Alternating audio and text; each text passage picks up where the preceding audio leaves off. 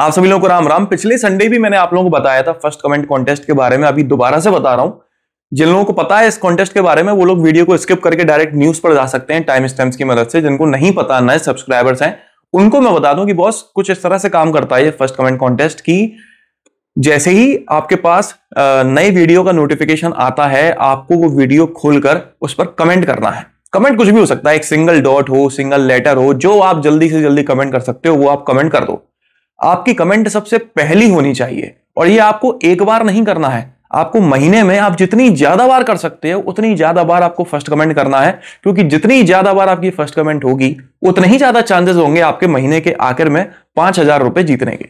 वो 5,000 रुपए आप चाहो तो अपने अकाउंट में डायरेक्ट आप डलवा सकते हो, चाहो तो कुछ पर्टिकुलर आइटम कोई ऑर्डर करवाना चाहते हो किसी एड्रेस पर तो भाई वो भी कर सकते हो। कुल मिला के मेरे को 5,000 रुपए देने हैं, आपने लेना आना चाहिए, मतलब 5,000 लेना आना चाहिए। ओके, तो कल से ये कॉन्टेस्ट चालू होने वाला है, मतलब कि 1 दिसंबर से। तो इस चैनल को सब्सक्राइब कर लो और ऑल नोटिफिकेशन पर जरूर टैप कर देना, तभी आपको नोटिफिकेशन मिलेंगे। इनकेस कभी कभी ऐसा होता है कि आपने ऑल नोटिफिकेशन पर टैप करके रखा हुआ है, चैनल सब्सक्राइब्ड है, लेकिन आपने अपने मोबाइल में, चाहे वो एंड्रॉयड मोबाइल हो या फिर iOS वाला एप्पल मोबाइल हो, उसमें सेटिंग्स में जाके आपने यूट्यूब के नोटिफिकेशंस बंद करके रखे हैं, तो आपके पास नोटिफिकेशन नहीं आएंगे। आप सोचोगे कि यार सब्सक्राइब करके रखा हुआ है, नोटिफिकेशन क्यों नहीं आ रहे हैं, यूट्यूब की गलती है। कई लोगों के कमेंट आते हैं, सर आपके नोटिफिकेशन ही नहीं आते। मेरे नहीं, आपके पास यूट्यूब के ही नोटिफिकेशन नहीं आते हैं। तो आपको अपनी सेटिंग्स में जाके यूट्यूब के नोटिफिकेशंस को ऑन करना पड़ेगा, उसके बाद आपको नोटिफिकेशन आना शुरू होंगे। क्योंकि मैं अपने चैनल के जो एनालिटिक्स देख पा रहा हूं उसके हिसाब से कई सारे लोगों ने ऑल नोटिफिकेशन पर टैप तो करके रखा हुआ है, लेकिन उनमें से आधे लोगों से भी ज्यादा लोगों ने अपने मोबाइल की सेटिंग्स में YouTube के नोटिफिकेशंस बंद करके रखे हुए हैं, जिस चक्कर में उनके पास नोटिफिकेशन जा ही नहीं पाते हैं। ठीक है, तो आपको अपने मोबाइल में सेटिंग चेंज करनी पड़ेगी और चैनल को सब्सक्राइब करना पड़ेगा और ऑल नोटिफिकेशन पर टैप करना पड़ेगा। ये 3 चीजें अभी की अभी कर लो। कल से ये कॉन्टेस्ट चालू होने वाला है, घर पर बैठे बैठे 5,000 रुपए बना लो बॉस। अब न्यूज पर आते हैं। होंडा अमेज ने भी भारत एनकैप में 5 स्टार्स स्कोर किए हैं। मतलब भाई मजाक सा बन गया है ये 5 स्टार स्कोर करना। 5 स्टार की एक वैल्यू थी, वो वैल्यू ही तहस-नहस हो गई है। मतलब मैं लेवल की बात करूं ना, मतलब कल को मैं सीट बेल्ट पकड़ के छाती पर एयरबैग लगा के जाकर दीवार से टकरा जाऊं ना, तो ये लोग मेरे को भी 5 स्टार दे देंगे। वाह क्या गजब सेफ हो भैया आप, क्या चल रहा है भाई। मतलब मैं ये नहीं कह रहा मैं सेफ नहीं है, मैं ये कह रहा हूं कि स्टार रेटिंग्स मजाक बन गई है, बहुत आसान हो गया है इनको स्कोर करना, कोई लेवल ही नहीं है सेफ्टी का। एडल्ट ऑक्यूपेंट्स के लिए 28.33 आउट ऑफ 32 स्कोर किया है और 40.81 आउट ऑफ 49 स्कोर किया है।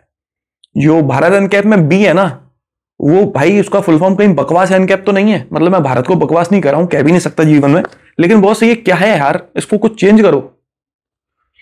टाटा नहीं, इसके बारे में नहीं बताऊंगा मैं। इसके बारे में अपन सियरा के बारे में जो भी न्यूज है मैं वीडियो के आखिर में बताऊंगा। इसलिए नहीं क्योंकि ये एक्सक्लूसिव है, इसलिए क्योंकि सुन सुन के कान पक चुके हैं, बोल बोल के दिमाग घट चुका है भाई। आखिर में बात करेंगे इसके बारे में। महिंद्रा ईवी का जो प्रोडक्शन है वो 8,000 यूनिट पर मंथ बढ़ाने वाली है, क्योंकि महिंद्रा ईवी के ऊपर बहुत ज्यादा ध्यान दे रहा है। हाल फिलहाल महिंद्रा की जो टोटल सेल्स है ना, उनमें ईवी की 7% सेल्स होती है। महिंद्रा टारगेट कर रहा है कि 2028 तक ये सेल 7% से बढ़कर 20 से 25% तक हो जाए। तो उसके लिए इनको अपना प्रोडक्शन इंक्रीज करना पड़ेगा। अभी हाल ही में इन्होंने 2 गाड़ियां भी लॉन्च करी हैं, तो प्रोडक्शन तो इंक्रीज करना पड़ेगा। तो मार्च 2026 तक ये 8,000 गाड़ियां पर मंथ और बनाने लगेंगे। XUV 3XO और 300, मतलब दोनों एक ही गाड़ियां हैं। इन दोनों को जब से लॉन्च किया गया है तब से लेकर अब तक इनकी 4 लाख यूनिट्स बिक चुकी हैं और 1 लाख यूनिट तो पिछले 1 साल में बिकी है, क्योंकि 300 की उतनी बिक्री नहीं हुई, लेकिन 3XO जब से आई है, मतलब उसमें जो चेंजेस किए गए हैं उसके बाद इसकी बिक्री ज्यादा होने लगी है कंपैरेटिवली। तो 1 लाख गाड़ियां तो पिछले साल ही बिक गई हैं। मेरे अंदाज में, जहां तक मुझे याद है, शायद 2018 या 2019 में XUV 300 को लॉन्च किया गया था, तब से लेकर अब तक 4 लाख बिकी है। मतलब बहुत हैंडसम सेल्स फिगर नहीं है, बट सेटिस्फाइड है। MG साइबस्टर का वेटिंग पीरियड 5 महीने हो चुका है। इसकी जब से ये लॉन्च हुई है ये गाड़ी, तब से लेकर अब तक 350 यूनिट्स इस गाड़ी की बिक चुकी हैं। 74.99 मतलब 75 लाख रुपए की ये गाड़ी अवेलेबल है। 77 किलोवाट आवर की बैटरी है, 510 bhp की पावर, 725 Nm के टॉर्क के साथ में 580 किलोमीटर की बढ़िया रेंज इसमें क्लेम की जाती है। महिंद्रा वालों ने टाटा वालों की तरह ही फास्ट चार्जिंग स्टेशंस जो 180 किलोवाट की चार्जिंग को सपोर्ट करते हैं वो लॉन्च किए हैं 2, एक बेंगलुरु में और एक दिल्ली में।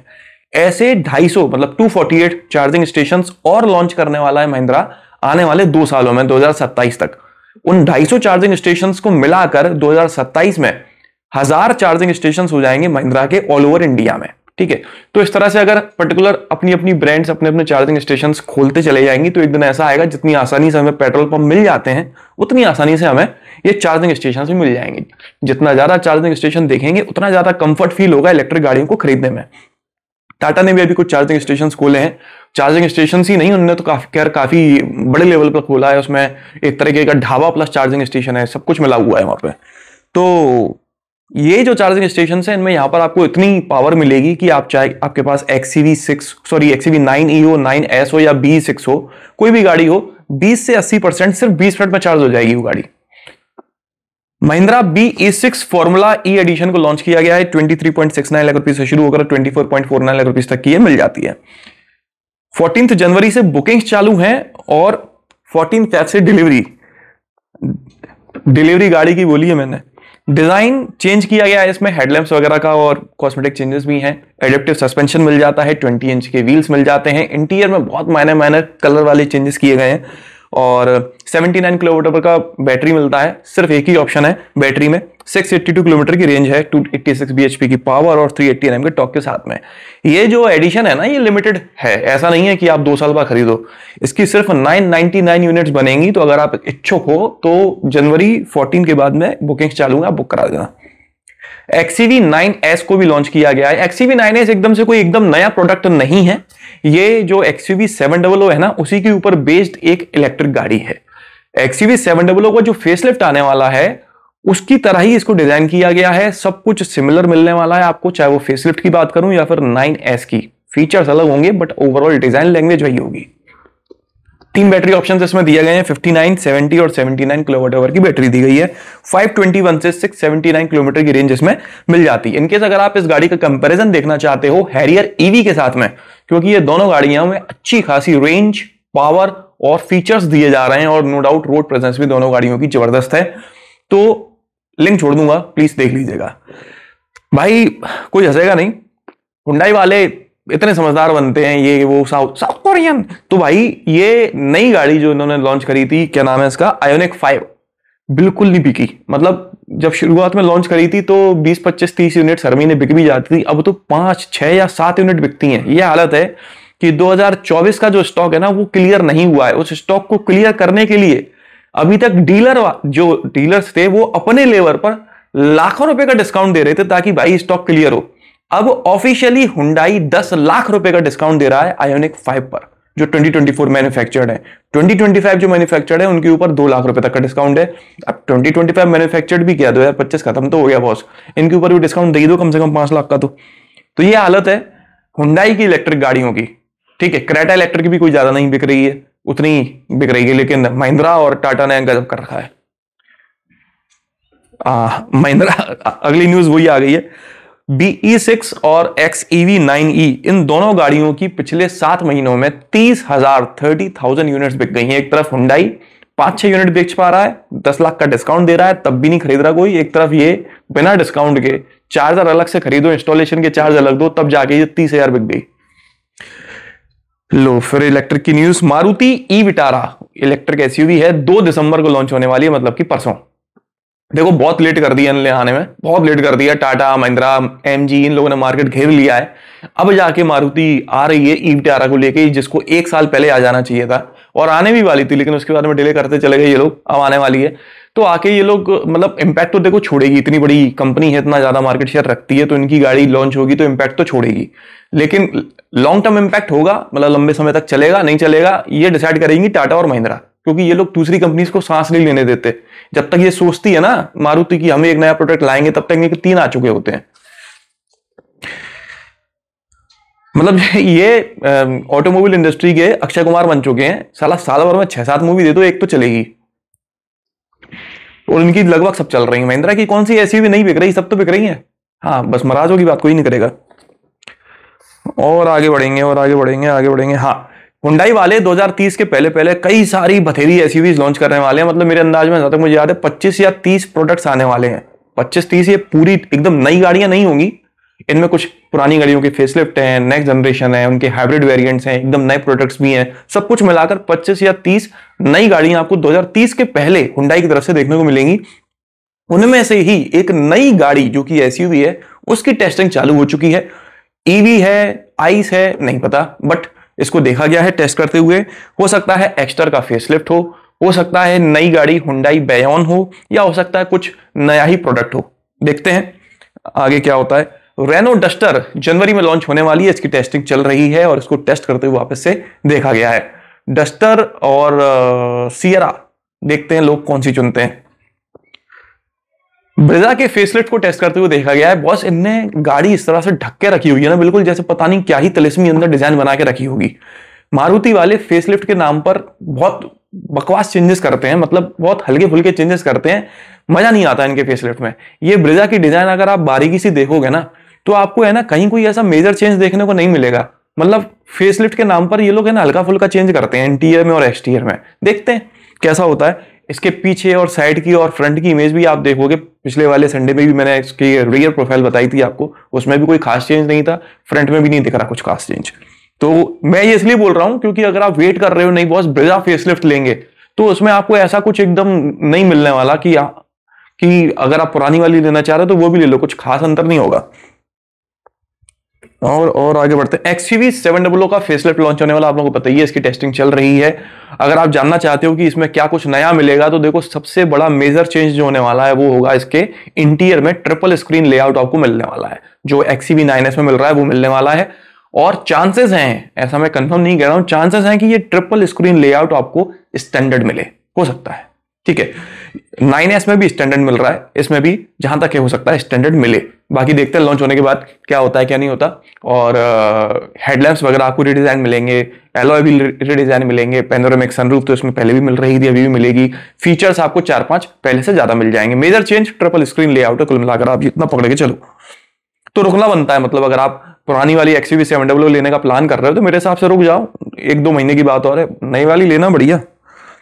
और आगे बढ़ते हैं तो पंच फेसलिफ्ट को टेस्ट करते हुए वापस से देखा गया। अब आप सोच रहे होंगे कि यार ये लॉन्च कब होगी, कई लोग कमेंट में पूछते हैं पंच फेसलिफ्ट कब आएगी। देखो पंच फेसलिफ्ट इस साल तो नहीं आ रही, मैंने पिछली बार भी शायद बताया था, इस साल तो नहीं आ रही, कंफर्म है। अभी सफारी और हैरियर का पेट्रोल वर्जन आना है। सियरा लॉन्च हुई है, उसकी डिलीवरीज वगैरह इनको मैनेज करनी है, अभी इनके पास पहले से ही लोड है, तो ये नई गाड़ी लॉन्च करने से तो बचेंगे। दिसंबर तो भूल जाओ आप, ये गाड़ी जाएगी जनवरी या फरवरी में। तो अगर आप पंच लेना चाह रहे हो या उस प्राइस सेगमेंट में लेना चाह रहे हो, तो आप मेरे अंदाज में आपको 2 या 3 महीने तैयार कर लेना चाहिए, और तब तक ये गाड़ी आ जाएगी।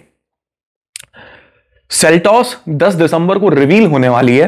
रिवील होने के पहले है ना, मतलब इसके डिजाइन में जो चेंजेस होने वाले हैं उनको देखकर है ना आप अंदाजा लगा सकते हो कि किस तरह की ये दिखने वाली है। एक तो मुझे समझ नहीं आ रहा कि चाहे मैं क्रेटा को देखूं या मैं सेल्टॉस को देखूं, इनकी डिजाइन लैंग्वेज में चाइनापना ज्यादा देखने को नहीं मिल रहा।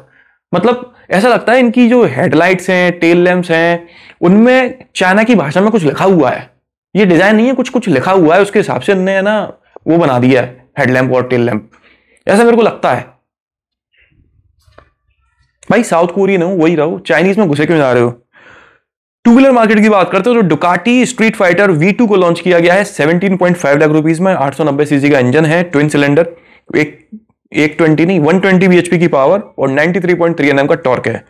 हीरो एक्सट्रीम 160R 4 वाल को लॉन्च किया गया है क्रूज कंट्रोल के साथ में। ये कोई नई गाड़ी नहीं है, सिर्फ एक नया वेरिएंट है।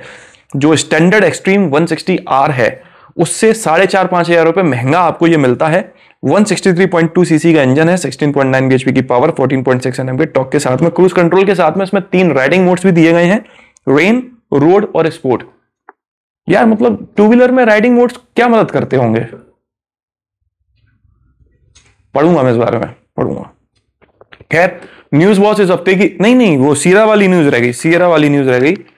सियरा को लॉन्च कर दिया है, आप लोगों को पता ही है, मतलब ये भी कोई न्यूज हुई, सबको पता है सियरा सियरा सियरा, ये सही बात है। जिसके अकाउंट में वाकई में सियरा को ऐसा टैक्सी बुक करने के लिए भी 100-150 रुपए नहीं हो ना, वो भी सियरा खरीदने की सोच रहा है कि मैं ऐसा क्या कर लूं 2 या 3 महीने में कि सियरा खरीद लूं। इतना ज्यादा एक्साइटमेंट है सियरा को लेकर। ये एक्साइटमेंट अगर बना रहा तो नो डाउट ये सेगमेंट हिला देगी। और अगर सियरा के लेकर भी कुछ ऐसी सोशल मीडिया पर न्यूज आने लगी, जैसी कुछ कुछ लेवल पर सफारी, हैरियर या नेक्सॉन को लेके कभी कभी आती रहती हैं, तो बॉस ये क्रेज थोड़ा थोड़ा कम होता चले जाएगा। देखते हैं क्या होता है। टाटा वाले सीखे बहुत हैं, वो इंप्लीमेंट कर पाते नहीं कर पाते हैं, वो देखते हैं। सोशल मीडिया पर काफी एक्टिव है टाटा मोटर्स, मतलब मैं कोई ये पेड वीडियो नहीं है ना स्पॉन्सर्ड है, मैं एक्टिव रहता हूं, इसलिए मैं देख रहा हूं इनकी एक्टिविटी सोशल मीडिया पर। अगर टाटा से रिलेटेड कोई वीडियो डला है ना, वहां पर आपको टाटा का कमेंट, रिप्लाई, एक बार नहीं हर किसी का रिप्लाई देख सकते हो आप, और रिस्पॉन्स देख सकते हो आप। तो चेंजेस ला रहे हैं, देखते हैं ग्राउंड लेवल पे कितना दिखता है। तो सियरा से न्यूज क्या है, सियरा से वो लेकर कई सारे कमेंट्स आ रहे हैं कि बॉस ऐसा होगा क्या, वैसा होगा क्या, ये होगा क्या, वो होगा क्या। तो देखो 2 व्हील ड्राइव में तो आने वाली है, वो तो है ही। सियरा ईवी कब आएगी? अगले साल सियरा ईवी आएगी, ऐसा टाटा वालों ने हिंट किया है, और उसमें आपको ऑल व्हील ड्राइव मिला करेगा, जिस तरह से आपको हैरियर में देखने को मिलता है। जो आर्गोस प्लेटफॉर्म है उसके ऊपर बेस्ड वो नहीं होगी, उसके acti.ev प्लस प्लेटफॉर्म के ऊपर वो बेस्ड होगी, हैरियर की तरह ही। पहली बात। दूसरी बात, 4 व्हील ड्राइव में सियरा आएगी नहीं आएगी, मतलब पेट्रोल डीजल 4 व्हील ड्राइव में आएगी नहीं आएगी? आएगी, 2027 तक आएगी, हाल फिलहाल नहीं आएगी। और ये टाटा की पहली ऐसी गाड़ी बन जाएगी जो डीजल 4 व्हील ड्राइव में आपको मिला करेगी। इसके अलावा और क्या पूछा था? हाँ, इसके अलावा एक और जानकारी है, वो ये है कि अभी तक जो इंक्वायरीज टाटा के पास पहुंच रही हैं कि बुकिंग्स को लेकर, वेरिएंट्स की प्राइसिंग को लेकर, उनमें डीजल की इंक्वायरी ज्यादा है। 50% इंक्वायरीज डीजल की आ रही हैं और बाकी बची 50% जा रही हैं। यहां से मुझे याद आया कि सीएनजी में आएगी नहीं आएगी, बॉस मुझे तो नहीं लग रहा सीएनजी में आएगी, क्योंकि सीएनजी ना कहीं एक माइंडसेट कर देता है गाड़ी को लेकर। ठीक है, सियरा का माइंडसेट अलग है, उसमें सीएनजी डालना मुझे नहीं लगता ऐसा हो करेगी टाटा। बाकी देखते हैं। क्या बता रहा था मैं? हाँ, जो टाटा की जो उम्मीद है वो ये है कि सियरा की जो टोटल सेल्स होगी उसमें 60% पेट्रोल होगी और 40% डीजल होगी। लेकिन इंक्वायरीज के हिसाब से देखा जाए तो 50% इंक्वायरीज डीजल की आ रही हैं, तो हो सकता है डीजल ज्यादा बिके। इसके अलावा टाटा वाले ये टारगेट करके चल रहे हैं कि एसयूवी सेगमेंट जो है, सिर्फ एसयूवी सेगमेंट, सियरा उस एसयूवी सेगमेंट को थोड़ा एक्सपेंड भी करेगी और उस एसयूवी सेगमेंट में 20 से 25% मार्केट शेयर अकेले सियरा ले लेगी। ऐसा टारगेट टाटा वाले लेकर चल रहे हैं। ये टारगेट कोई ज्यादा नहीं सोच रहे हैं, बिल्कुल ऐसा कर सकती है सियरा। अगर इन्होंने सियरा की इमेज जो आफ्टर सेल सर्विस से रिलेटेड वाली है वो थोड़ी स्ट्रॉन्ग कर दी, तो नो डाउट इतना ही नहीं, इससे ज्यादा भी कर सकती है सियरा। कैपेबल तो है सियरा, बस जो एक कीड़ा है ना, दिमाग का कीड़ा, टाटा की गाड़ी, वो खत्म कर दिया अगर टाटा ने, या खत्म करना शुरू भी कर दिया, तो बहुत अच्छी बिकेगी ये गाड़ी। न्यूज तो बस इस हफ्ते की बॉस इतनी ही थी। फर्स्ट कमेंट के बारे में आप लोगों को पहले बता चुका हूं। इनकेस अगर आपको ये वीडियो पसंद आया हो तो इसे लाइक कर दीजिएगा, इस चैनल को सब्सक्राइब कर लीजिए और ऑल नोटिफिकेशन पर टैप करना बिल्कुल ना भूलना। आपका दिन शुभ रहे, धन्यवाद।